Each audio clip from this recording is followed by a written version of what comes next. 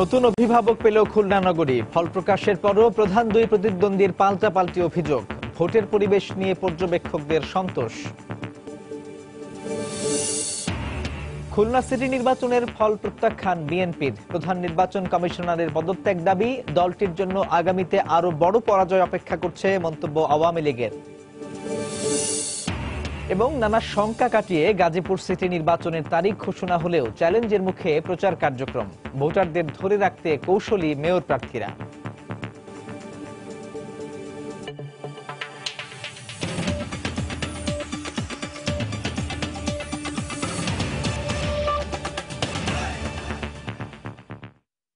একাদশ জাতীয় সংসদ নির্বাচন সামনে রেখে সময় সংবাদে সম্প্রচার হচ্ছে নির্বাচন সংবাদ। প্রতিদিন রাত ৮টায় থাকছে এই আয়োজন। এতে নির্বাচনী খবরের পাশাপাশি থাকছে জাতীয় সংসদের আসন ভিত্তিক ভোট সংলাপ। আজ থাকছে ঝালকাঠি ২ আসন নিয়ে। নির্বাচন সংবাদের সঙ্গে আছি সাজিদ রাজু। খুলনা সিটি কর্পোরেশন নির্বাচন শেষে ফলাফল নিয়ে পাল্টাপাল্টি অবস্থান থেকে সরে আসতে পারেননি নতুন মেয়র ও পরাজিত মেয়র প্রার্থী। নির্বাচনের পরদিন আনুষ্ঠানিক বক্তব্য দেন তারা। এ সময় বিএনপির পরাজিত মেয়র প্রার্থী ১০৫টি ভোট কেন্দ্রে ব্যাপক অনিয়মের অভিযোগ তুলে পুনরায় নির্বাচনের দাবি জানান। কিন্তু আওয়ামী লীগের নবনির্বাচিত মেয়র তালুকদার আব্দুল খালেক বলেছেন, সুষ্ঠু নির্বাচনকে প্রশ্নবিদ্ধ করার জন্যই এমন দাবি করছেন বিএনপির প্রার্থী। বুধবার সকাল 10টায় খুলনা নগরীর কেডি ঘোষ রোডের দলীয় কার্যালয়ে নেতাকর্মী ও সমর্থকদের নিয়ে সিটি কর্পোরেশন নির্বাচন বিষয়ে নিজের প্রতিক্রিয়া জানান বিএনপির পরাজিত মেয়র প্রার্থী নজরুল ইসলাম মঞ্জু। অনেক কিছুই আমরা জানতাম না। এ সময় ব্যাপক অনিয়মের পাশাপাশি বর্তমান সরকার ও নির্বাচন কমিশনের অধীনে সুষ্ঠু নির্বাচন সম্ভব নয় বলেও মন্তব্য করেন তিনি। ১০৫টি ভোট কেন্দ্রের ব্যালট পেপার ছিনিয়ে নিয়ে ব্যালট বাক্সে ঢুকে দেওয়া হলো। বাকি ৪৫টি ভোট কেন্দ্রের ভোটার আটকে দিয়ে দলীয় সমর্থক দিয়ে একজনে ২০ ভোট ১০ ভোট এভাবেই চলতে থাকলো।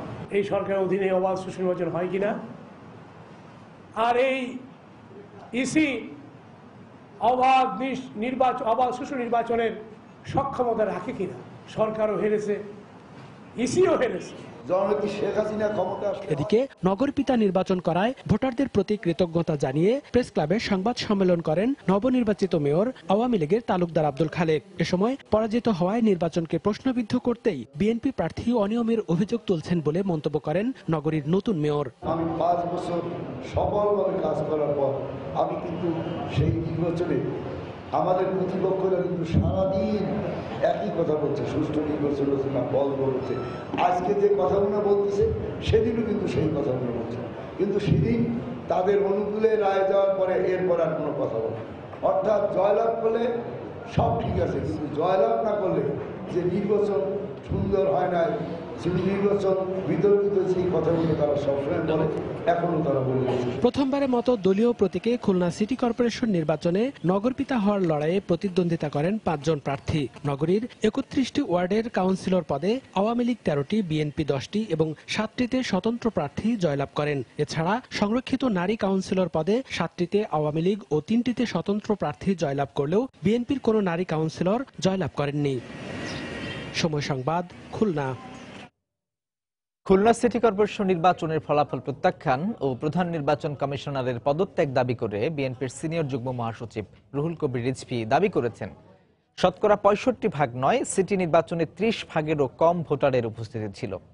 দুপুরে দলের কেন্দ্রীয় কার্যালয়ে সংবাদ সম্মেলনে তিনি একথা বলেন।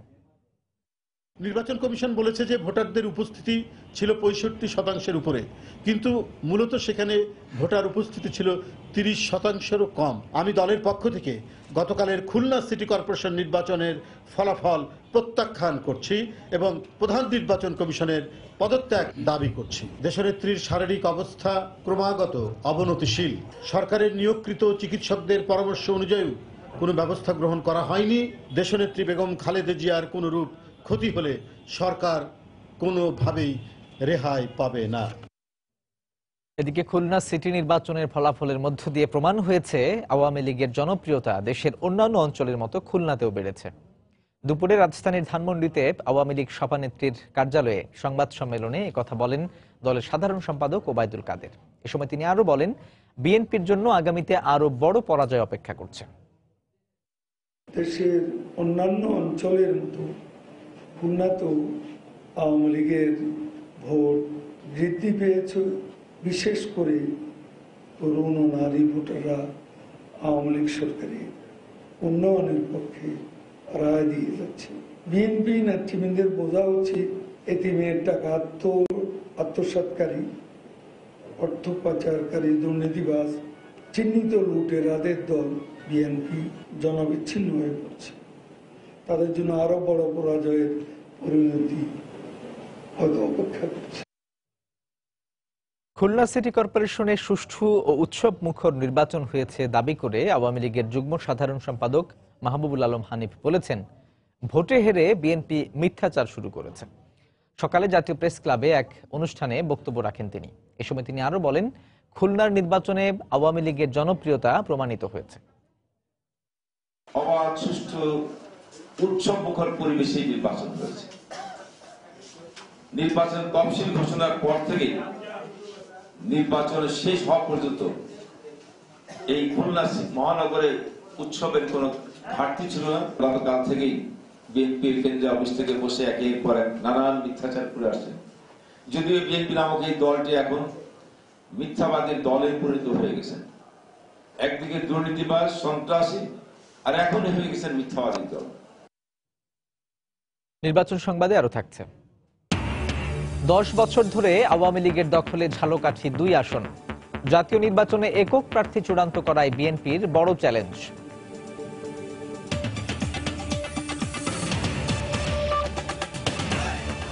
খুলনা সিটি কর্পোরেশন নির্বাচনে 32% কেন্দ্রে কম বেশি সহিংসতা হলেও এর ব্যাপকতা কম হওয়ায় তা ভোটের ফলে কোনো প্রভাব ফেলেনি বলে জানিয়েছে ইলেকশন ওয়ার্কিং গ্রুপ।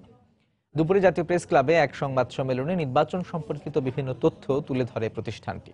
তারা জানান, প্রায় 89% কেন্দ্রেই বিএনপির পোলিং এজেন্ট উপস্থিত ছিলেন। এছাড়া তাদের হিসেবে নির্বাচনে ভোট প্রদানের হার 65%। ঘটনার যে মাত্রা সেগুলো ছিল আসলে খুবই ছোট, এগুলো কোনো বড় ধরনের কোনো ঘটনা ছিল না। তো আমাদের কাছে এটা মনে হয়েছে যে আইন শৃঙ্খলা রক্ষাকারী বাহিনী এই যে 2-1টা বিচ্ছিন্ন ছাড়া তারা দায়িত্বের সঙ্গে পালন করেছেন। 57% কেন্দ্রে দেখা গেছে প্রিজাইডিং অফিসার, পোলিং এজেন্ট এবং পর্যবেক্ষকদের প্রবেশ নিশ্চিত করে ভোট গণনা শুরু করেছেন। পর্যবেক্ষকবৃন্দ গণনা কক্ষে অযাচিত কোনো ব্যক্তির উপস্থিতি দেখতে পাননি। গণনার পূর্বে সকল ব্যালট বাক্সের নিরাপত্তা সিল সঠিকভাবে লাগানো ছিল। কিছু বিচ্ছিন্ন ঘটনা বাদে, কিছু অনিয়মের ঘটনা বাদে মোটা দাগে নির্বাচন শান্তিপূর্ণভাবে সংগঠিত হয়েছে এবং আরও ভালো নির্বাচন যাতে অনুষ্ঠিত হয় সে ব্যাপারে আমরা নির্বাচন কমিশনকে এই বিষয়গুলো কগনিজেন্সে নেয়ার জন্য আহ্বান জানাবো। বাংলাদেশে নিযুক্ত মার্কিন রাষ্ট্রদূত মার্শা ব্লুম বার্নিকাট বলেছেন, সব দলের অংশগ্রহণে খুলনা সিটি কর্পোরেশন নির্বাচন খুবই প্রশংসনীয়, কিন্তু নির্বাচনে অনিয়ম ও ভয়ভীতি দেখানোর মতো ঘটনা দুঃখজনক। দুপুরে রাজধানীর পররাষ্ট্র মন্ত্রণালয়ে পররাষ্ট্র সচিবের সঙ্গে এক বৈঠক শেষে সাংবাদিকদের প্রশ্নের জবাবে মার্কিন রাষ্ট্রদূত এই মন্তব্য করেন। এসব ঘটনার সুষ্ঠু তদন্ত প্রয়োজন বলেও মনে করেন তিনি। খুলনা সিটি কর্পোরেশন নির্বাচনে সব দলের অংশগ্রহণ খুবই উৎসাহজনক। নির্বাচন খুবই প্রতিদ্বন্দ্বিতামূলক ছিল। আমরা এ কারণে সবাইকে অভিবাদন জানাচ্ছি। নির্বাচনে অনিয়ম ও ভয়ভীতি দেখানোর কিছু অভিযোগ আমাদের হতাশ করেছে। আইন অনুযায়ী এর সুষ্ঠু তদন্ত হওয়া দরকার, যাতে ভবিষ্যৎ নির্বাচনে এ ধরনের ঘটনা না ঘটে। ঝালকাঠি 2 আসনটি বারবার হাতবদল হয়েছে দেশের বড় 3 দলের মধ্যে। ভোটের রাজনীতিতে বিএনপির আধিপত্য থাকলেও গত 2 নির্বাচনে আসন দখলে রেখেছে আওয়ামী লীগ। আর রাজনৈতিক মেরুকরণে প্রভাব কমেছে জাতীয় পার্টির। এই অবস্থায় আসন পুনরুদ্ধারে মরিয়া বিএনপির বড় চ্যালেঞ্জ একক প্রার্থী চূড়ান্ত করা। তবে হেভিওয়েট প্রার্থী নিয়ে নির্ভর আওয়ামী লীগ। জেলা প্রতিনিধি পলাশ রায়ের তথ্য ও ছবি নিয়ে রিপোর্ট। ঝালকাঠি সদর ও নলছিটি উপজেলা নিয়ে ঝালকাঠি 2 আসন। 1973 সালে নির্বাচিত হন আওয়ামী লীগের প্রার্থী। পরের নির্বাচনে জয় পায় বিএনপি। 1986 ও 88 সালে আসনটি যায় জাতীয় পার্টির ঘরে। পরের নির্বাচনে জয় ফেরে বিএনপি। 1996 সালের ফেব্রুয়ারির বিতর্কিত নির্বাচনে বিএনপি জয় পেলেও একই বছর অনুষ্ঠিত 7ম সংসদ নির্বাচনে আসনটি পায় জাতীয় পার্টি। এরপর 2001 সালে জয় পান বিএনপির সুলতানা ইলেন ভুট্টো। পরের 2টি নির্বাচনেই নির্বাচিত হন আওয়ামী লীগের প্রবীণ নেতা আমির হোসেন আমু। এ অবস্থায় একাদশ সংসদ নির্বাচনকে ঘিরে শুরু হয়েছে রাজনৈতিক দলগুলোর তৎপরতা। আগেভাগেই প্রাক নির্বাচনী কার্যক্রম শুরু করেছেন মনোনয়ন প্রত্যাশীরা। পোস্টার ব্যানারে প্রার্থিতা জানান দেওয়ার পাশাপাশি দলের কেন্দ্রীয় পর্যায়ে চলছে জোর লবিং। এক্ষেত্রে একাধিক প্রার্থী নিয়ে দুশ্চিন্তা বাড়ছে বিএনপিতে। তবে একক প্রার্থী নিয়ে অনেকটা নির্ভর ক্ষমতাসীন আওয়ামী লীগ। এই নির্বাচনে আমাদের দল আশা করি নিরঙ্কুশ বিজয় হবে এবং দল সরকার গঠন করবে, দেশে পুনরায় আবার একটি গণতান্ত্রিক আবহাওয়া বিরাজ করবে। যেহেতু একক ক্যান্ডিডেট, সেখানে আমাদের মধ্যে কোনো ফাটল নাই, দ্বন্দ্ব নাই এবং আমরা নির্বাচনের প্রস্তুতি আমাদের প্রায় সম্পন্ন। ভোট নিয়ে নানা হিসাব নিকাশ শুরু করেছেন সাধারণ ভোটাররাও। এমন একজন যোগ্য প্রার্থীকে দেখতে চাই যিনি নারীদের ক্ষমতায়নের কাজ করবে। নলছিটির এই আসনটিতে একজন সৎ, যোগ্য এবং পরোপকারী মানুষ নির্বাচিত হবেন, যার মাধ্যমে নলছিটির ব্যাপক উন্নয়ন হবে। দেশের উন্নয়ন করবে, দেশের কাজ করবে, জনগণের পাশে থাকবে, এই ধরনের একজন প্রার্থী আইলে তার সবাই সুবিধা হয়। ঝালকাঠি 2 আসনের ভোটার প্রায় 2,81,000। সময় সংবাদ, ঝালকাঠি। ঝালকাঠি 2 আসনের রাজনীতি নিয়ে ভোট সংলাপ থাকছে সংবাদের শেষ অংশে। নির্বাচন সংবাদে আরো থাকছে। নানা শঙ্কা কাটিয়ে গাজীপুর সিটি নির্বাচনের তারিখ ঘোষণা হলেও চ্যালেঞ্জের মুখে প্রচার কার্যক্রম। ভোটারদের ধরে রাখতে কৌশলী মেয়র প্রার্থীরা।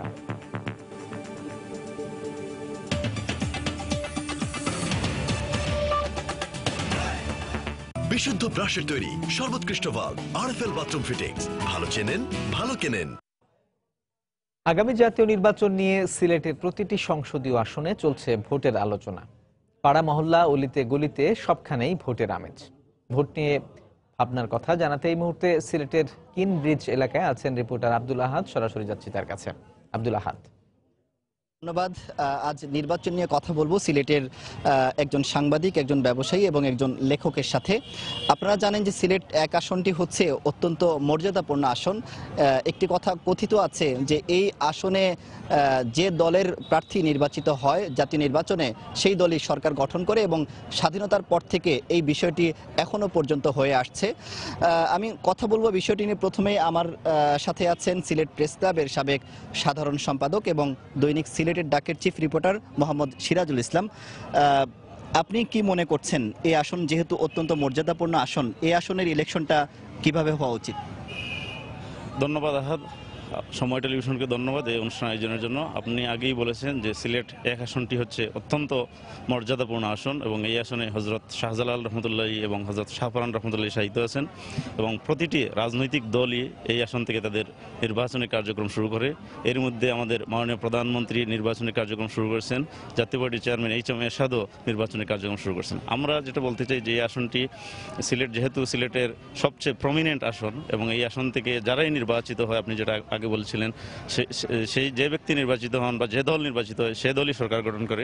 এজন্য এখানকার মানুষের প্রত্যাশা হচ্ছে যে ব্যক্তি এখানকার এলাকার উন্নয়নে নিবেদিত থাকবে, এখানে সৎ এবং দুর্নীতিমুক্ত যে ব্যক্তি, সেই ব্যক্তিকে এখানকার মানুষ নির্বাচিত করবে। এবং যেমনটি এখানে যেমন বিভিন্ন আসপেক্ট আছে, যেমন বিভিন্ন রাজনৈতিক দল যখন এখানে প্রার্থী সিলেকশন দেয়, কিন্তু খুব আমরা যেটা বলি যে সাধারণ ভাষায় হেভিওয়েট প্রার্থীকে এখানে নির্বাচিত মনোনয়ন দিয়ে থাকে। এবং এবারও আমরা আশা করি বা আমাদের প্রত্যাশা এই ধরনের হেভিওয়েট প্রার্থীকে, যদিও এর মধ্যে প্রায় 8 থেকে 10 জন প্রার্থী তাদের কার্যক্রম শুরু করে দিয়েছেন। এর মধ্যে আমাদের মাননীয় অর্থমন্ত্রী মহোদয় আছেন, আরও অনেকেই আছেন। তো আমাদের এবং শোনা যাচ্ছে যে বিএনপি থেকে দলের চেয়ারপারসনও মনোনয়ন প্রতিনিধিত্ব করতে পারেন, প্লাস জাতীয় পার্টি থেকে এইচ এম এরশাদের নাম শোনা যাচ্ছে। যদিও বিষয়টি এখনও ফাইনাল না, এটা রাজনৈতিক দলের সিদ্ধান্তের বিষয়ে দলীয় প্রধানরা এই সিদ্ধান্ত দেবেন। তবে এই আসনের ভোটারদের স্বাভাবিকভাবে যে প্রত্যাশা থাকে, এই আসনের এমন ব্যক্তি নির্বাচিত হবেন যিনি এখানকার উন্নয়নে নিবেদিত থাকবেন, এখানকার সামগ্রিক কার্যক্রম বিশেষ করে শিক্ষা, স্বাস্থ্য, যোগাযোগ সহ সবকিছুতে উনি ওনার অবদান রাখবেন, সেটাই এখানকার ভোটারদের প্রত্যাশা থাকে। ধন্যবাদ আপনাকে। দর্শক, এখন কথা বলবো একজন ব্যবসায়ীর সাথে, তিনি মোহাম্মদ মিজানুর রহমান। আপনি ব্যবসার সাথে জড়িত, এখন আপনারা কিভাবে ব্যবসা করতে পারছেন এবং নির্বাচনকালীন সময়ে কিভাবে ব্যবসা করতে চান, কিংবা প্রার্থীদের কাছে যারা নির্বাচিত হবেন তাদের কাছে আপনাদের কি প্রত্যাশা থাকবে? ধন্যবাদ। দেখুন, আমরা যারা ব্যবসা বাণিজ্য নিয়ে সিলেট শহরে আছি, মানে আমাদের সবসময় একটি চিন্তা থাকে আমরা একটি ভালো ব্যবসা করব, এবং যখনই আমাদের জাতীয় বা একটা নির্বাচন আমাদের কাছে চলে আসে, গণ হয়ে আসে, আমরা যখন চিন্তা করি যে এই নির্বাচনটাকে নিয়ে সুন্দরভাবে আমাদের ব্যবসা বাণিজ্য পরিচালনা করব, তখন আমাদের মধ্যে একটা ভয় বিরাজ করে। কারণ হচ্ছে ব্যবসায়ী হিসেবে আমরা এই উৎকণ্ঠার মধ্যে থাকি, উদ্বেগের মধ্যে থাকি যে নির্বাচন আমাদের দেশে যখনই হয় এবং নির্বাচন পরবর্তী আমাদের যে সহিংসতাগুলো হয় সেগুলো কখনো আমাদের ব্যবসায়ীদের পক্ষে যায় না। কারণ হচ্ছে আমরা সবসময় চিন্তা করি একটি সুষ্ঠু অবাধ নির্বাচন আমাদের দেশে হোক, এবং এটা আমাদের কামনা। সারা দেশের জনগণ এখন চাচ্ছে আমরা এই সুষ্ঠু নির্বাচনটা আমরা সময়ের দাবি বলে মনে করছি। কিন্তু দেখা গেল যে কোনো সময় একটা নির্বাচন পরবর্তী আমাদের দেশে যে কালচারটা তৈরি হয়ে গেছে, যে নির্বাচন পরবর্তীতে আমাদের একটা সামাজিক এবং রাজনৈতিক অস্থিরতা তৈরি হয়ে যায় এবং বিভিন্ন ধরনের হরতাল, অবরোধ, জ্বালাপোড়া এরকম একটা ঘটনা তো লেগেই থাকে। তো এটা আমাদের ব্যবসায়ীর জন্য খুবই খারাপ। আপনাদের হয়তো মনে আছে আমাদের 2014 পরবর্তী যে নির্বাচন পরবর্তী যে সহিংসতার আমাদের দেশে হয়েছে, এটা অত্যন্ত ভয়ানক আমাদের ব্যবসায়ীর জন্য ছিল। কারণ আমরা এটা কামনা করি নাই যে এরকম কিছু আমাদের জন্য। এখন তো এরকম সহিংসতা হচ্ছে না, হরতাল হচ্ছে না। অন্যান্য সময় নির্বাচনের আগে হরতাল হতো দীর্ঘ সময়, এটা হচ্ছে না। জি ধন্যবাদ। এখন আসলেই সুন্দর একটি সময় আমরা অতিক্রম করছি, কারণ নির্বাচন এই ইদানিং সিটি কর্পোরেশন অনেকগুলো নির্বাচন গিয়েছে, সামনে হয়তো আর একটা নির্বাচন আসবে। আগে যেরকম আমাদের একটা ভয় কাজ করতো যে নির্বাচন আসলে নির্বাচন পরবর্তী যে সহিংসতার যে আশঙ্কাটা আমরা ব্যবসায়ীরা করতাম, এখন এটা অনেকাংশে কমে গেছে। এটা কমে যাওয়ার পিছনে কারণ হচ্ছে যে রাজনৈতিক ব্যক্তিবর্গ হয়তো এটা ফিল করেছেন যে আমরা যে অস্থিরতা তৈরি করতে চাচ্ছি এটা তো আমাদের জনগণের পক্ষে যাচ্ছে না, আমাদের পক্ষে যাচ্ছে না। তারা চাচ্ছেন যে এই জায়গাটা থেকে বের হয়ে নতুন একটা ধারার রাজনীতি সৃষ্টি করতে। আর আমরা ব্যবসায়ীরাও কিন্তু চাচ্ছি, কারণ নতুন ধারার একটা রাজনীতি প্রচলন আমাদের দেশে আসুক, যে আমরা কেন উদ্বেগ উৎকণ্ঠার মধ্যে থাকবো। আপনাকে দর্শক এখন কথা বলবো একজন ছড়াকার, তিনি সিলেটের বিশিষ্ট ছড়াকার হিসেবে পরিচিত। আপনি কি করছেন? আপনি তো একজন বয়োজ্যেষ্ঠ, আপনি একজন ভোটার। আপনি কি মনে করছেন কিভাবে আপনি ভোট দিতে চান? আমরা সিলেটের মানুষ, আপনারা জানেন। এই সিলেট হযরত শাহজালাল, শাহপুরাণ সহ সংখ্য গণিত আউল বাউল এবং সুফি সাধকের পুণ্যভূমি হিসাবে খ্যাত। এই এলাকা থেকে একটু আগে আপনারা শুনেছেন সিরাজ ভাই বলছেন যে এই এলাকা থেকে যিনি নির্বাচিত হন বা যে দলের মনোনীত প্রার্থী নির্বাচিত হয় তারাই সরকার গঠন করে। আমরা আশা করব আমাদের এই সিলেট থেকে একজন সৎ, যোগ্য এবং নিষ্ঠাবান মানুষ নির্বাচিত হোক, যার মাধ্যমে সিলেট এবং সারা দেশের উন্নয়ন কার্যক্রম অব্যাহত থাকে, এমন একজন মানুষ আমরা প্রত্যাশা করি। এখন সিলেটের রাস্তাঘাটের অবস্থা খুব ভালো না। আপনারা অনেকেই দেখছেন সারা দেশের মতো সিলেট অঞ্চলের রাস্তাঘাটগুলো অত্যন্ত নাজুক। আমরা আশা করব এই নির্বাচনের আগেই সিলেটের রাস্তাঘাটগুলো পরিপূর্ণ হবে এবং সুন্দর রাস্তাঘাটে পরিণত হবে। দর্শক, আমি সবশেষ আবার এক কথায় আমি শুনতে চাইবো, সিলেট তো একটা পর্যটন নগরী বলা হয় সিলেটকে, এবং সিলেটের যে পর্যটন কেন্দ্রগুলো আছে সেগুলোর উন্নয়ন কিভাবে করা যায়? সিলেট আসলে আপনি ঠিকই বলেছেন যে সিলেট একটি পর্যটন সমৃদ্ধ এরিয়া এবং সিলেট একটি আধ্যাত্মিক নগরীও। সিলেটের পর্যটনের যে বিপুল সম্ভাবনা, বিশেষ করে আমাদের বিছনাকান্দি, আমাদের জাফলং, আমাদের বুলাগঞ্জ, আমাদের লাউয়াছড়া, আমাদের টাঙ্গারাও সহ অনেক পর্যটন স্পট আছে। কিন্তু আপনি যেমনটি আগে বলছিলেন যে আমাদের রাস্তাঘাটের কিছু রাস্তাঘাটের সংস্কার কাজ হচ্ছে, যেমন সিলেট নগরীতে এরই মধ্যে কিছু রাস্তা সংস্কার কাজ শুরু হয়েছে।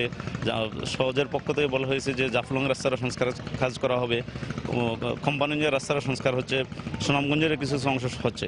আমাদের যেটি কথা হবে যে সিলেটকে একটি পর্যটন সমৃদ্ধ এলাকায় পরিণত করতে সবার আগে একটি রাস্তাঘাটের সংস্কার করতে হবে এবং সেখানে পর্যটকদের কিছু সুযোগ সুবিধা দিতে হবে। একজন প্রার্থী কি করতে পারেন, নির্বাচিত জনপ্রতিনিধি? একজন নির্বাচিত জনপ্রতিনিধি তার যদি নির্বাচনী ইশতেহারে এই বিষয়টি ইনক্লুড করেন, বিশেষ করে উনি পর্যটনের জন্য কি করবেন ওনার একটা প্ল্যান নেওয়া দরকার, এবং এই প্ল্যানটা যদি উনি ইশতেহারে ইনক্লুড করেন এটা ভোটারদের জন্য সহায়ক হবে, এলাকাবাসীর জন্য সহায়ক হবে। পাশাপাশি যেসব পর্যটন স্পট আছে, বিশেষ করে বিছনাকান্দি আপনি যাবেন দেখবেন সেখানে পর্যাপ্ত টয়লেট নাই, থাকার ব্যবস্থা নেই, শৌচাগার নেই, এইগুলো যদি ব্যবস্থা করা যায় আমার মনে হয় এখান থেকে আমরা প্রচুর মুদ্রা অর্জন করতে পারবো। ধন্যবাদ আপনাকে। দর্শক, আপনারা শুনলেন সিলেটবাসীর প্রত্যাশা, এবং তারা সবাই চাচ্ছেন সিলেটের যিনি প্রার্থী হবেন এবং যিনি নির্বাচিত হবেন তিনি যেন সিলেটের উন্নয়নে কাজ করেন এবং সিলেটকে সত্যিকারভাবে একটি পর্যটন নগরী বলেন কিংবা সিলেট জেলার যে কেন্দ্রগুলো আছে পর্যটন কেন্দ্র, সেগুলোর যে সম্ভাবনা রয়েছে সেই সম্ভাবনাকে কাজে লাগিয়ে যাতে মানুষের ভাগ্যের উন্নয়ন ঘটে, এই বিষয়টি নিয়ে যারা কাজ করবেন তারা যেন আগামীতে প্রার্থী হন এবং তারাই নির্বাচিত হন, এই প্রত্যাশা সিলেটের মানুষের। সিলেটের কিনব্রিজ এলাকা থেকে বিভিন্ন পর্যায়ের মানুষের ভোট ভাবনা তুলে ধরছিলেন সহকর্মী আব্দুল আহাদ। নতুন ঘোষিত সময় অনুযায়ী গাজীপুর সিটি নির্বাচনের আর বাকি 1.5 মাস, কিন্তু প্রার্থীরা নির্বাচনী প্রচারণা চালাতে পারবেন মাত্র শেষ 7 দিন। তাই মাঝের এই সময় ভোটারদের ধরে রাখতে নতুন চ্যালেঞ্জের মুখে পড়তে হচ্ছে প্রার্থীদের। আওয়ামী লীগ ও বিএনপির মেয়র প্রার্থীরা বলছেন, ব্যয় বাড়লেও ইফতার সহ বিভিন্ন কৌশলে তারা ভোটারদের ধরে রাখার চেষ্টা করবেন। গাজীপুর থেকে ফিরে মাহমুদ রাকিবের রিপোর্ট। খুলনার মতো ভোট উৎসবের কথা ছিল গাজীপুরেও। পোস্টারে পোস্টারে ছেয়েছিল নগরীর অলিগলি। তবে সীমানা জটিলতায় ভোট পিছিয়ে যাওয়ায় সেসব পোস্টারও এখন জবুস্থবু। তবে নতুন তারিখ নির্ধারণ হওয়ায় ফের আশাবাদী হয়ে উঠেছেন নানা সমস্যার মধ্যে বাস করা ভোটাররা। সব ভোটাররাই একটা আনন্দ হয়েছে যে আমরা ভোট দিতে পারবো, আমরা মনে জানি আমরা ভোট কেন্দ্রে যাই ভোট দিতে পারি। এমন একজন মেয়র অথবা কমিশনার হোক যারা রাস্তাঘাট ঠিক করবে, সব প্রবলেম সলভ করবে। নির্বাচনের বাকি আছে এখনো প্রায় 1.5 মাস। এর মধ্যে আছে পবিত্র রমজানও। এই দীর্ঘ সময় কিভাবে রাজনীতির মাঠ ও ভোটারদের ধরে রাখবেন তা নিয়ে বেশ চিন্তিত প্রার্থীরা। 2 দলেরই মেয়র প্রার্থী বলছেন, আচরণ বিধি মেনে কৌশলে তারা প্রচারণা শুরুর আগ পর্যন্ত মাঠে সক্রিয় থাকবেন। ওয়ার্ড ভিত্তিক, থানা ভিত্তিক, মহল্লা ভিত্তিক আমি এখানে ইফতারির আয়োজন করি। সামনে যেহেতু নির্বাচন, এগুলো আমার আগেরটাই চলমান থাকবে, হয়তো আমি আরো ব্যাপকভাবে সেটা করার জন্য চেষ্টা করব। নির্বাচন না থাকলে আপনারা জানেন বাংলাদেশের এটা কালচার, রমজানে ইফতারের আয়োজন করে দাওয়াত দেয় মানুষকে খাওয়া।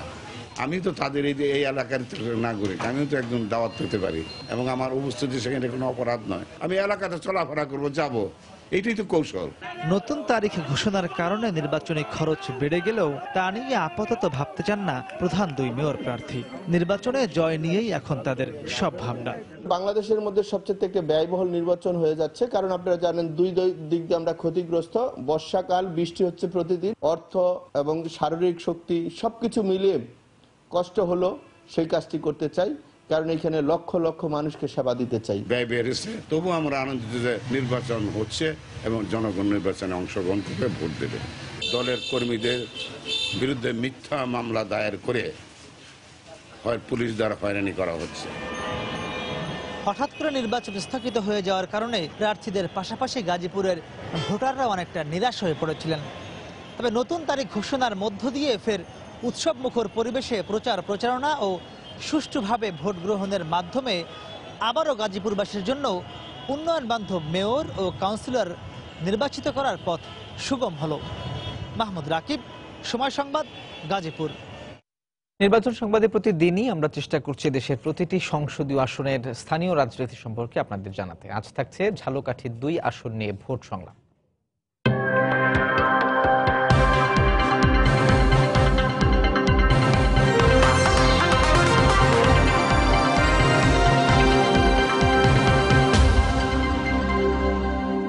দর্শক, একাদশ জাতীয় সংসদ নির্বাচনকে সামনে রেখে সময় সংবাদের ধারাবাহিক আয়োজন ভোট সংলাপে স্বাগত জানাচ্ছি আমি রাশেদ বাপ্পি। আজ আমরা কথা বলবো ঝালকাঠি 2 আসন নিয়ে। ঝালকাঠি সদর এবং নলছিটি উপজেলা নিয়ে গঠিত সংসদীয় এই আসনটি নিয়ে কথা বলতে আজ আমার সঙ্গে অতিথি হিসেবে উপস্থিত আছেন জনাব তরুণ কর্মকার, সাংগঠনিক সম্পাদক জেলা আওয়ামী লীগ ঝালকাঠি, এবং মনিরুল ইসলাম নূপুর, সাধারণ সম্পাদক জেলা বিএনপি ঝালকাঠি। আপনাদের দুজনকে স্বাগত ভোট সংলাপে। শুরুতেই আমি যাচ্ছি জনাব তরুণ কর্মকার, আপনার কাছে। আপনাদের এই সংসদীয় আসনটিতে সবসময় একজন হেভিওয়েট প্রার্থী প্রতিদ্বন্দ্বিতা করেন, এবার আপনাদের পরিকল্পনা কি? ঝালকাঠি 2 আসন আপনারা জানেন, এটা দ্বিতীয় ক্যালকাটা নামে পরিচিত। এখানে এমন একজন নেতা রয়েছেন যে নেতা বাংলাদেশের রাজনীতিতে সবসময় আপোষহীন ভূমিকা পালন করে। আমরা দেখেছি বিগত দিনে তার নেতৃত্বে যে কোনো সময় আন্দোলন সংগ্রাম বাংলাদেশে সংগঠিত হয়। সেই আমাদের জাতীয় নেতা মাননীয় শিল্পমন্ত্রী আলহাজ আমির হোসেন আমু। আমাদের নির্বাচনী পরিকল্পনা বলেন, সাংগঠনিক পরিকল্পনা বলেন, এই নেতাকে নিয়েই আমাদের সবসময় পরিকল্পনা থাকে। এবং 2018 ডিসেম্বরে যে নির্বাচন, সেই নির্বাচনও নৌকা মার্কার একক প্রার্থী আমাদের এই জাতীয় নেতা আলহাজ আমির হোসেন আমু এমপি মহোদয়। তাকে কেন্দ্র করেই আমাদের এই ঝালকাঠিতে ভোট বলেন, আন্দোলন বলেন, সংগ্রাম বলেন, উন্নয়ন বলেন, তাকে কেন্দ্র করেই আমাদের সমস্ত ফসল। ধন্যবাদ আপনাকে। জনাব মনিরুল ইসলাম নূপুর, আপনাদের পরিকল্পনা কি আগামী একাদশ জাতীয় সংসদ নির্বাচনকে কেন্দ্র করে? আমাদের দল থেকে অনেক মনোনয়ন প্রত্যাশী আছে ঝালকাঠিতে। আমাদের সবসময় দাবি থাকে আমাদের ঝালকাঠি এই আসনটি বিএনপির জন্ম হওয়ার পর থেকেই বাংলাদেশ জাতীয়তাবাদী দলের এবং বিএনপির প্রার্থীরা বিপুল ভোটে বারবার বিজয় লাভ করেছেন এবং ইনশাল্লাহ এবারও বিজয় লাভ করবেন। তার জন্য এখানে অনেক প্রার্থী আছে। তা আমাদের বক্তব্য সবার একটাই, যারা আন্দোলন সংগ্রাম করে, বর্তমানে যারা আন্দোলন সংগ্রাম করছে, যারা লোকালে থেকে যারা দলকে সুসংগঠিত করছে, তাদের মধ্যে যে কেউকে নমিনেশন দেওয়া হোক এবং সে বিপুল ভোটে ইনশাল্লাহ পাশ করবে। প্রাচীন পৌরসভা হলেও আমরা এই পৌর শহরটির অনেক এলাকায় দেখেছি যে রাস্তাঘাট অনুন্নত, একই সঙ্গে বিভিন্ন প্রাতিষ্ঠানিক যে ভবনগুলো রয়েছে সেগুলোর অবস্থা ভালো দেখিনি। জনগণ এই বিষয়ে একটু আক্ষেপ রয়েছে, আপনি এই বিষয়ে কি বলবেন? আপনারা জানেন, যারা এই দেশে 23 বছরে শাসন করেছিল, 23 বছরে যদি 23টি রাস্তা করত, আজকে ঝালকাঠি পৌরসভার অবস্থা এরকম থাকতো না। আমাদের সময়, আমাদের মাননীয় মন্ত্রী মহোদয়ের সময় সমস্ত উন্নয়ন কর্মকাণ্ড পরিচালনা হচ্ছে। আপনি যাবেন, যেখানে যাবেন সেখানেই তার সাইনবোর্ড, তার উন্নয়ন কর্মকাণ্ড। আপনি যান পল্লী বিদ্যুতে আলহাজ আমির হোসেন আবুর উন্নয়ন কর্মকাণ্ড, আপনি যান অডিটোরিয়াম আলহাজ আমির হোসেন আবুর উন্নয়ন কর্ম, আজকে আপনি যান শিল্প কারখানায় আলহাজ আমির হোসেন আবুর উন্নয়ন কর্মকাণ্ড। আজকে তাকে কেন্দ্র করেই এই ঝালকাঠিতে আজকে উন্নয়নের মহাসড়কে আমরা অবতীর্ণ হচ্ছি। ধন্যবাদ আপনাকে। জনাব নূপুর, তরুণ কর্মকার যেমনটা বললেন যে আপনারা যখন ক্ষমতায় ছিলেন সে সময় উন্নয়ন হয়নি, তার মানে কি এলাকার মানুষ কি উন্নয়ন বঞ্চিত আপনাদের সময় ছিল?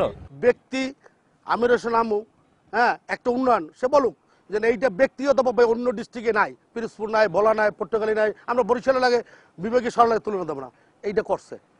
যেমন এখন উন্নয়ন ঝালকাঠি হয়েছে, ট্রাক ঢুকতে পারে না, যেটা ব্যবসায়ী প্রতিষ্ঠান দ্বিতীয় কলিকাতা বলে, যেমন বাসপট্টি বাস পাওয়া যেত, কাঠপট্টি কাঠ, ওগলাপট্টি ওগলা, বাতাসাপট্টি বাতাসা, ডাক্তারপট্টি ডাক্তার, কাঁসারিপট্টি কাঁসা, মানে এইবার ঝালকাঠি যে এক একটা পট্টির নাম ছিল, কুমারপট্টি কুমার, জেলে পাড়া, এই পাড়া, এইগুলো স্বাধীনতার পরে এর অনেক আমরা পিছিয়ে পড়ছি, সত্য।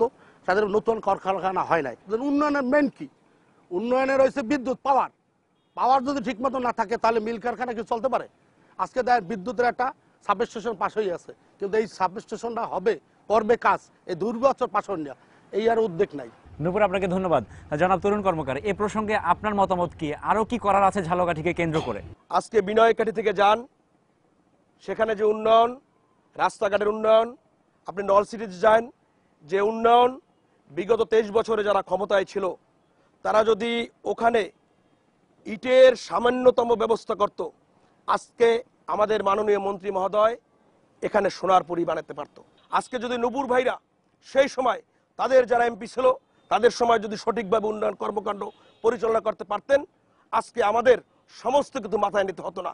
আমরা তাদের পাশাপাশি যদি বাকিটুকু উন্নয়ন কর্মকাণ্ড আলহাজ আমির হোসেন আমুর নেতৃত্বে আমরা পরিচালনা করতে পারতাম। তাই আমরা চাই আলহাজ আমির হোসেন আমুর নেতৃত্বেই এই ঝালকাঠিতে আগামী যে কয় বছর রয়েছে, যে বাকি কাজগুলো রয়েছে, তার নেতৃত্বে আমরা সুন্দর এবং সুষ্ঠুভাবে পরিচালনা করতে পারবো, এটা আপনাদের আমি আশ্বস্ত করতে পারি। আচ্ছা, আমরাও চাই জেলায় নেতৃত্বে আসুক না কেন এই এলাকাটির উন্নয়ন হোক। জনাব নূপুর, আমি একটু তরুণ যে কথা বলছে যে মানপয়সা রাস্তা, ওটা বিএনপির মানে 25 প্রজেক্ট হয়েছে, এবং মলহাট সাইড থেকে মলহাট যে রাস্তা হয়েছে এটা জাতীয় পার্টি মানে বুট্টু সাহেব করছে, ঠিক আছে, মানে এটা বাস্তব, এটা সত্য ঘটনা যে উন্নয়ন যে যেটা করছে প্রাপ্য তার বলতে হবে। এখানে কি শিল্প কলকারখানা আরো বেশি প্রতিষ্ঠা করে এখানকার মানুষের কর্মসংস্থানের ব্যবস্থা করা যেত কিনা? আপনারা ক্ষমতায় আসলে কি করবেন? আমরা চেষ্টা আগামী জাতীয় সংসদ নির্বাচনে আমরা চেষ্টা করছি 2018 সালের নির্বাচনে আমাদের প্রাণপ্রিয় নেতা আলহাজ আমির হোসেন আমু যদি এই ঝালকাঠি 2 আসন থেকে নির্বাচিত হতে পারে, তাহলে যে জিনিসগুলো বাকি রয়েছে আমরা চেষ্টা করব। আপনি জানেন আজকে ঝালকাঠি জেলা পেয়ারার জন্য বিখ্যাত, সেই পেয়ারা যেন সঙ্গে সঙ্গে ঢাকার সাথে যোগাযোগের ব্যবস্থা করা হয়, এর জন্য মাননীয় মন্ত্রী আলহাজ আমির হোসেন আমু ভীমরুলিতে একটি বড় প্রজেক্টের মাধ্যমে রাস্তা করে দিয়েছে। আজকে 5 মিনিটের মধ্যে সেই পেয়ারা নিয়ে ঝালকাঠি থেকে আসতে পারে এবং ঝালকাঠি থেকে ঢাকায় সেই পেয়ারার ব্যবস্থা করতে পারে। আমরা সবসময় দেখি যে নির্বাচনে প্রধান ভূমিকা পালন করে কিন্তু হচ্ছে তরুণ যারা ভোটার, যারা নতুন ভোটার হয়েছে, তাদের জন্য আপনারা কি করবেন ক্ষমতায় গেলে? আমরা তো যুব কমপ্লেক্স ছিল আমাদের, এই যে ট্রেনিং, যুবকদের ট্রেনিং দেওয়া, বিভিন্ন লোন দিয়ে স্বাবলম্বী করা, মাছ লাগাও, মুরগি চাষ করো, ছাগল চাষ করো, গরু চাষ করো, উন্নয়নময় শিক্ষা ব্যবস্থা, বিএনপি তো এইটাই মেইন। আপনার তো বিভিন্ন মহিলাদের ট্রেনিং দেওয়া, মহিলা সংস্থা করিয়া, মহিলা সংস্থা ছিল, মানে আমাদের সেই মহিলা সংস্থা, আমাদের সেই যুব উন্নয়ন সংস্থা, এ বাদ দিয়ে যুব উন্নয়ন, কারণ নাম একটু অল্প একটু বাদ দিয়া এক একজনে করে। আজকের আমাদের তো এটা সিস্টেম, আমাদের তো 19 দফাই আছে, হ্যাঁ, ধন্যবাদ আপনাকে। ফিরছি তরুণ কর্মকার আপনার কাছে। নারী এবং তরুণ যারা ভোটার, নতুন ভোটার, তাদের জন্য আপনাদের পরিকল্পনা কি? আপনারা কি করবেন? 4000 নারীর জন্য দুগ্ধ ভাতার ব্যবস্থা করেছি। তারা মাসে 8,000 করে টাকা পায়। এটা একটা বিরল ঘটনা। আপনি নারীর উন্নয়নে যদি কোনো নোবেল পাওয়ার যদি কোনো যোগ্য থাকে, একমাত্র মাননীয় প্রধানমন্ত্রী। তরুণদের কথা যদি একটু বলতেন। তরুণদের কথা, তরুণদের উন্নয়নে আজকে প্রত্যেক জায়গায় তাদের প্রোভাইড করার জন্য চাকরির ব্যবস্থা করেছে মাননীয় প্রধানমন্ত্রী। আচ্ছা, এখন আমরা যদি আগামীতে ক্ষমতায় যেতে পারি, এই বাংলাদেশে যুবকদের প্রত্যেক ঘরে ঘরে মাননীয় প্রধানমন্ত্রী যে চাকরির ব্যবস্থা করেছিলেন সেটা বাস্তবায়িত করার আমরা চেষ্টা করেছি। আচ্ছা, আমরা একদম শেষ পর্যায়ে আছি। সব শেষে একদম ছোট করে যদি একটু বলতেন যে আপনার দল এই আসন থেকে যদি ক্ষমতায় যায় আগামী জাতীয় সংসদ নির্বাচনে, সেক্ষেত্রে আপনাদের প্রতিশ্রুতি কি থাকবে এই অঞ্চলকে কেন্দ্র করে?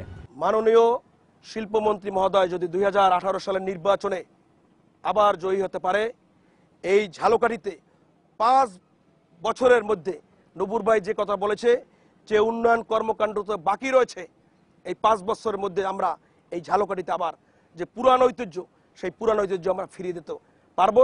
এটা আমাদের নির্বাচন। ধন্যবাদ আপনাকে। জনাব নূপুর, এই প্রসঙ্গে আপনি বলেন, আপনি প্রতিশ্রুতির বিষয়টা যদি একটু বলতেন। আমি তো নির্বাচন নিয়ে চিন্তা করতেছি। আজকে মিথ্যে গেছে দেশটা খালেদা জেলে। নির্বাচন সুষ্ঠু হবে কি না হবে, বিএনপি আজকে নির্বাচন যাবে কি না যাবে, কিভাবে নির্বাচন হবে, এই নিয়ে আমরা আশঙ্কায় আছি। বিএনপি যদি নির্বাচন হয়, সুষ্ঠু নির্বাচন হলে অবশ্যই বিএনপি সরকার গঠন করবে, দেশনেত্রী বেগম খালেদা জিয়া আবার প্রধানমন্ত্রী হবে এবং বিএনপির রাজনীতি হচ্ছে উন্নয়নমূলক রাজনীতি। বিএনপি রাজনীতি হচ্ছে সুষ্ঠু রাজনীতি, উন্নয়নের রাজনীতি, শিক্ষামূলক উন্নয়নমূলক শিক্ষা ব্যবস্থা এবং আপনি 19 দফা কর্মসূচির মধ্যে আমাদের সমস্ত কিছু আছে। আমরা চাই সুষ্ঠু নির্বাচনের মাধ্যমে একটি সরকার গঠন হোক। সেই সরকারের গঠন করার পরে ইনশাআল্লাহ এই যত সরকার বিগত দিনে যে সরকার যে কাজ করছে, উন্নয়ন করছে, তার চেয়ে অনেক অনেক গুণ আমরা ডেভেলপ কাজ করতে পারবো। জনাব মনিরুল ইসলাম নূপুর, জনাব তরুণ কর্মকার, আপনাদের দুজনকে অসংখ্য ধন্যবাদ আমাদের সময় দেওয়ার জন্য। দর্শক, এতক্ষণ শুনছিলেন ঝালকাঠি 2 আসনের নির্বাচনী প্রস্তুতির খবর, আর এর মাধ্যমে শেষ হলো ঝালকাঠি জেলার 2টি আসনের ভোট সংলাপ। আগামী পর্বে থাকছে পিরোজপুর 1 আসন। সে পর্যন্ত সবাই ভালো থাকুন, সঙ্গে থাকুন সময়।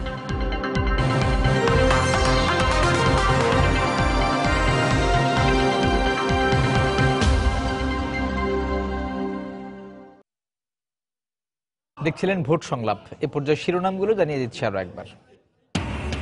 নতুন অভিভাবক পেল খুলনা নগরী। ফল প্রকাশের পরও প্রধান 2 প্রতিদ্বন্দ্বীর পাল্টাপাল্টি অভিযোগ। ভোটের পরিবেশ নিয়ে পর্যবেক্ষকদের সন্তোষ। খুলনা সিটি নির্বাচনের ফল প্রত্যাখ্যান বিএনপির। প্রধান নির্বাচন কমিশনারের পদত্যাগ দাবি। দলটির জন্য আগামীতে আরো বড় পরাজয় অপেক্ষা করছে, মন্তব্য আওয়ামী লীগের।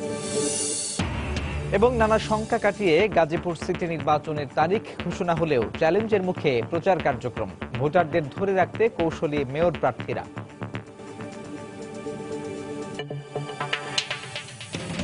এ ছিল এখনকার মতো। যে কোনো খবর পেতে ভিজিট করুন সময়নিউজ.tv। যে কোনো বাংলা লিংক ও রবি নম্বর থেকে সময় সংবাদের খবর, অনুষ্ঠান সম্পর্কে জানতে এবং যে কোনো তথ্য সময় সংবাদকে জানাতে ডায়াল করুন 16242 নাম্বার। এছাড়া এইমাত্র পাওয়া খবর আপনার মোবাইলে পেতে SMS করুন *BN লিখে পাঠিয়ে দিন 16242 নাম্বারে। সঙ্গে থাকুন সময়ের।